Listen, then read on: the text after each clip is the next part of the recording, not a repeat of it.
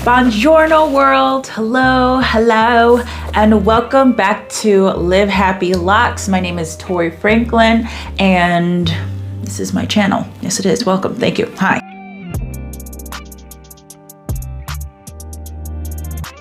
Today is my 3-month Lockiversary. Okay. Yes. Thank you. So I wanted to talk about the struggles of moisturizing locks and the importance of knowing the porosity of your hair. As a free natural, I had a very difficult time keeping my hair moisturized, and I had no idea why. I was moisturizing it every day, and it seemed that just a few hours later, it would be crunchy again. Didn't get why, didn't understand. Maybe the cream was too thick, maybe the cream wasn't thick enough. I don't know. I just had a hard time with it. The same thing happened with my locks. I would spray my locks with my moisturizer, and just a few hours later or the next day, it was crunchy again, and it just seemed like an never-ending cycle. I was washing my hair once a week because my scalp was so dry and so itchy. I thought that that meant that it was dirty, but it was just dry. It wasn't moisturized enough. So when I found out that I have low porosity hair, it was a game changer. Now, what does low porosity mean? High porosity, medium, and low porosity, right? Low porosity means that my hair does not absorb moisture very well. I did the porosity test, which is very simple. You get a glass of water, you take a strand of your hair, and you put it in.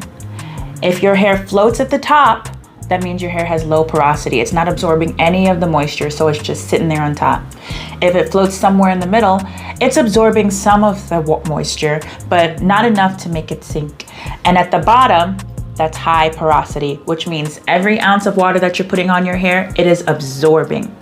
None of these are necessarily bad, or none are better than the other. It's just how your hair is, and you need to figure out how to manage that. So what I learned was that within my moisturizing routine, I needed to make sure to find an oil that my hair agrees with, that would allow it to soak in and keep and hold that moisture. The first oil I tried was jojoba oil, and I know a lot of people swear by the oil, but for me, it just did not work. I would spray my hair, scrunch it with the jojoba oil, and still hours later, I was all crunchy and scrunchy again. Didn't like it, didn't love it.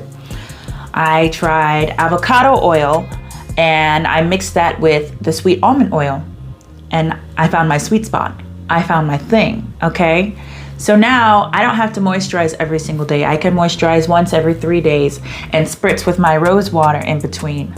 This also allowed me to go longer without having to wash my hair. So now I don't have to wash it every single week, which means my retwist, whenever I do retwist, I haven't, but whenever I do, would last longer.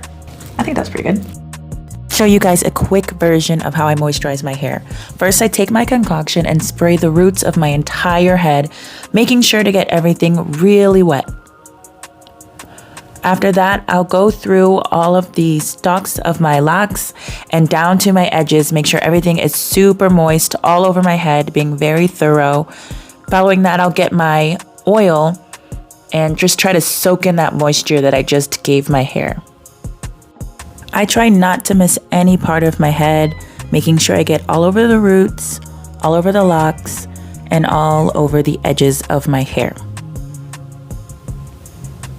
Then I'll take my oil and go through all of the parts in my hair to make sure I moisturize my entire roots.